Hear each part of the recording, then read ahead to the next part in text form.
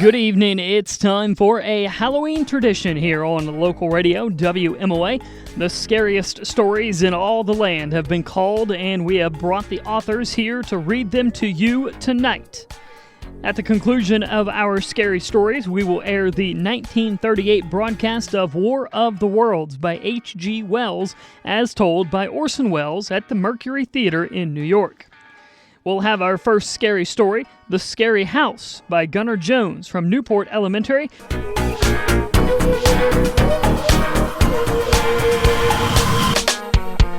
One terrifying Halloween night, there was somebody knocking on my door. When I answered the door, there was a big zombie. He smelled like dead fish. He had blood all over him. He put his fingers in the door to come in. I slammed the door shut. The fingers came off and fell on the floor. I screamed and ran up to my room.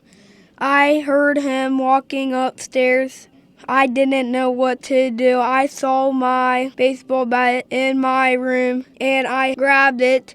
I hit his other hand with the bat. His hand came off. Then I hit him with the bat in the head. Then I hit him in the head with the bat and flung it across the room. He fell to the floor dead as a doornail. Then I woke up and it was all a dream.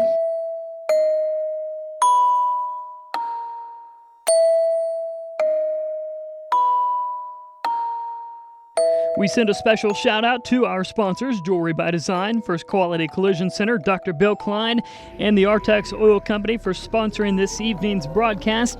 You're listening to Scary Stories on WMOA Local Radio. Tonight's authors were chosen by the Marietta Times as the best scary story writers in the Mid-Ohio Valley. Now, let's bring in Miley Snyder from Beverly Center Elementary with Something in the Woods.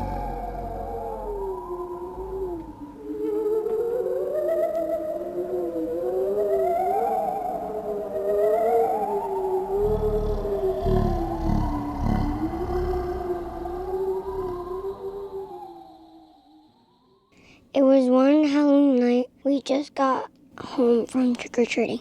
We had to go down to the barn and check on the goats. To get down to the barn, we had to walk down a hill into the scary dark woods. It was called the Haunted Woods. We went down there. We have to be there for an hour. First, we give the goats their feed.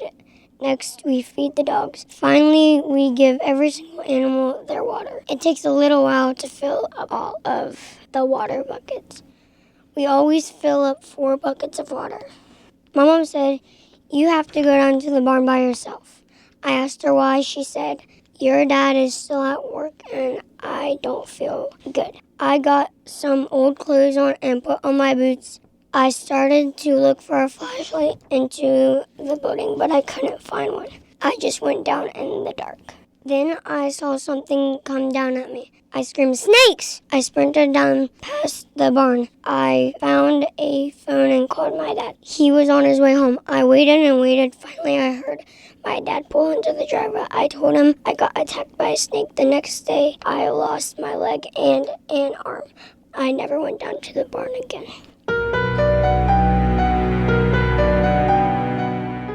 Our next author is now a 2-time winner of the Scary Stories contest. Now in the 5th grade and attending Putnam Elementary, here is Grayson Goodwin with The Halloween Curse. Halloween started out normal for friends Grayson, Colton, and Keaton. They had no idea how strange the night would be. Colton read a book that warned, "If you read these next words, you'll be cursed every Halloween." Colton didn't heed the warning and continued to read. He was cursed and wasn't aware. He forgot about the warning when his mom yelled, "Colton, get dressed! It's time to meet your friends!" He put on his soldier costume. He was meeting his friends at Keaton's house for trick-or-treating. Colton told his friends about the strange things that were happening to him and mentioned what he read in the book.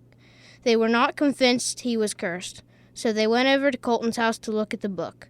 On their way, a black cat chased them and they got nervous. When they got to the house, they went straight to Colton's room. When they flipped the pages of the book, spiders crawled out. Then Grayson and Keaton both read the words Colton had read. When they finished, they heard a big boom. They ran outside.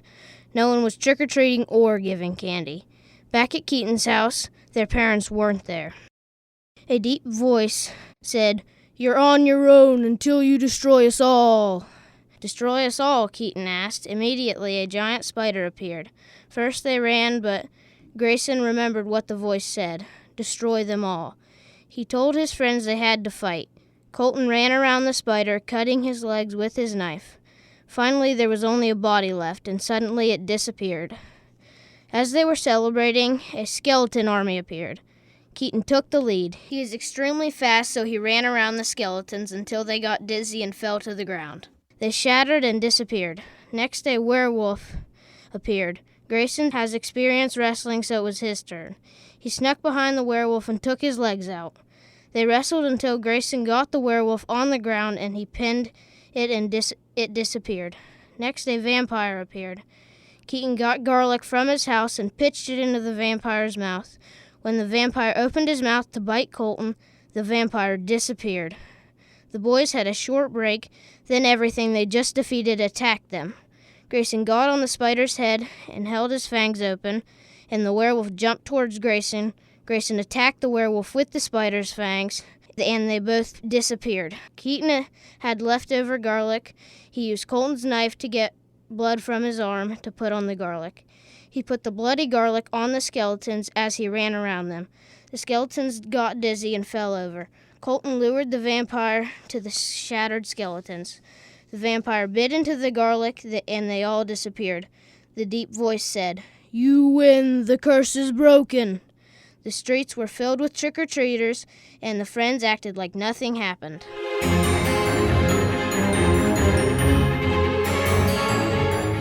This one comes to us from Belpre Elementary.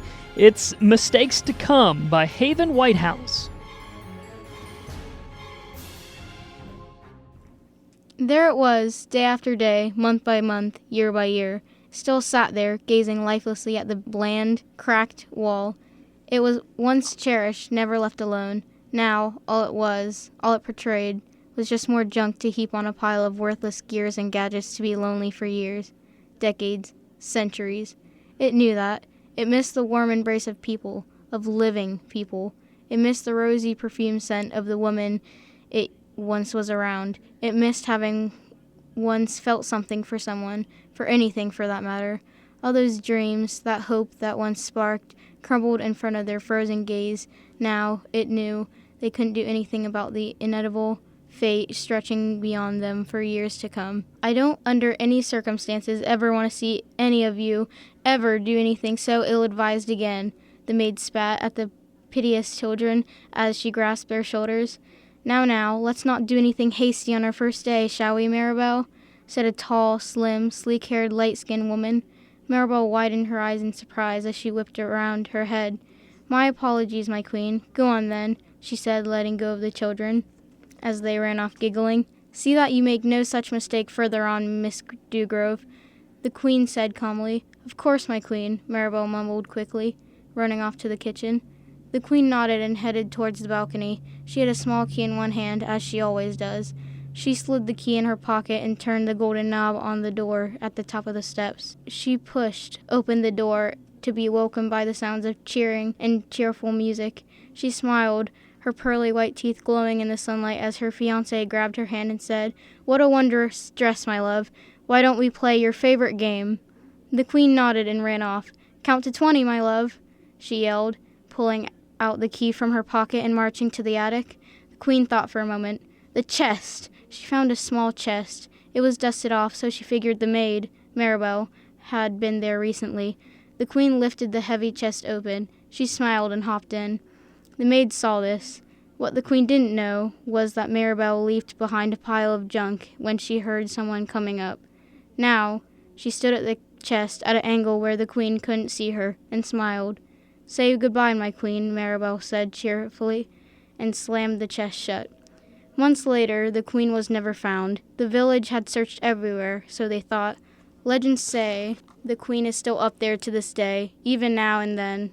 Maribel swears she hears the queen say, See that you make no such mistake further on, Miss Dewgrove.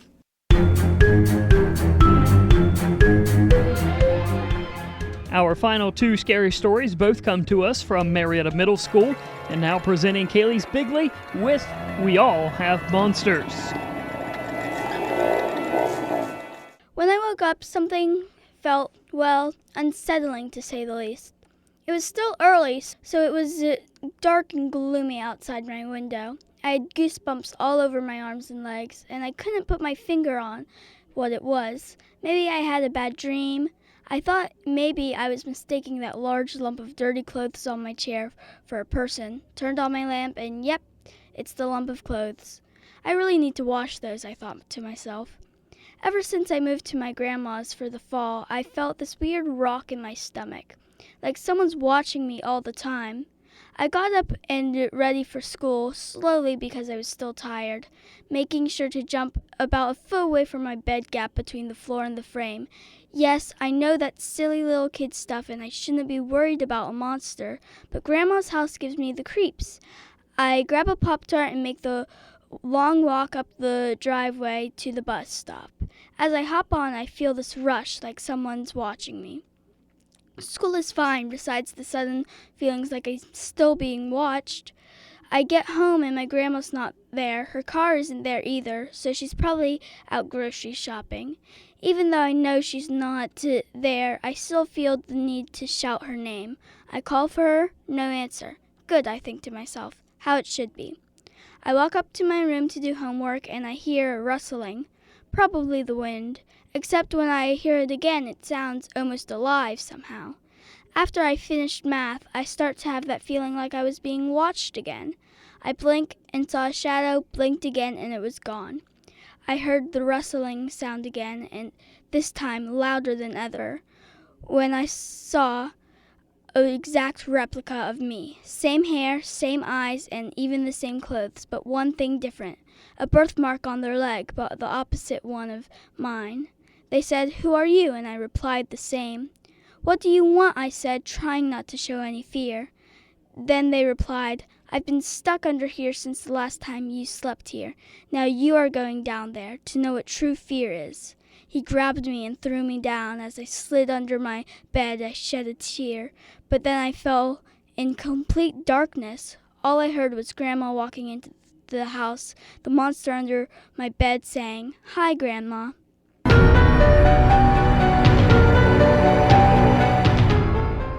Our final scary story this evening is called Timeless by Marietta Middle Schooler Bridget Kroc. Riley was a 14-year-old coming from a long day of school and set down her bag. She came home to the smell of pie and instantly opened the oven to get a little peek. She was hit with the wonderful smell of pumpkin, chocolate, and pecan pie. She shut the door and walked over to the living room. Her family let out a large cheer as their team scored a touchdown. Riley was used to this loudness. Then all of a sudden, it got quiet. Everything was slowed down. She looked to her family. They had their fists pumped up in the air. It slowed and then stopped. After about 5 seconds of this, everything went back to normal. Her family was back to yelling and cheering. "Riley, are you all right?" asked her mom, with a concerned look on her face. "Yeah, I'm fine," she responded. Everyone was looking at her now. Only for a second, though. They went back to their game after that. "I'm heading back to bed now. I'm a bit tired," Riley said.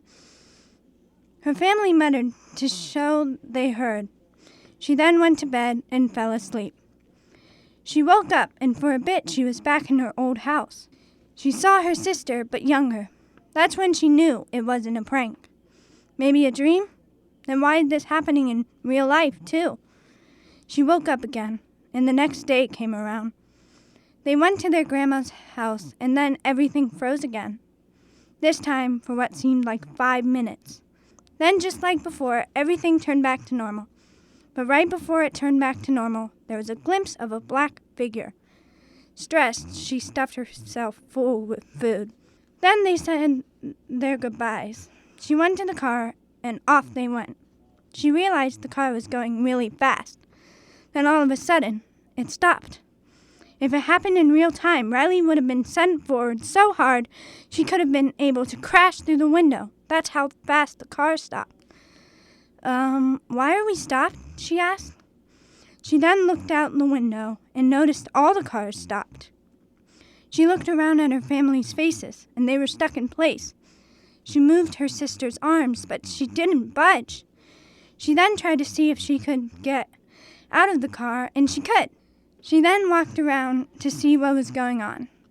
She then hopped back in the car because she figured that time was going to turn on again, but it didn't. An hour passed, 2 hours. Of course, not in real time.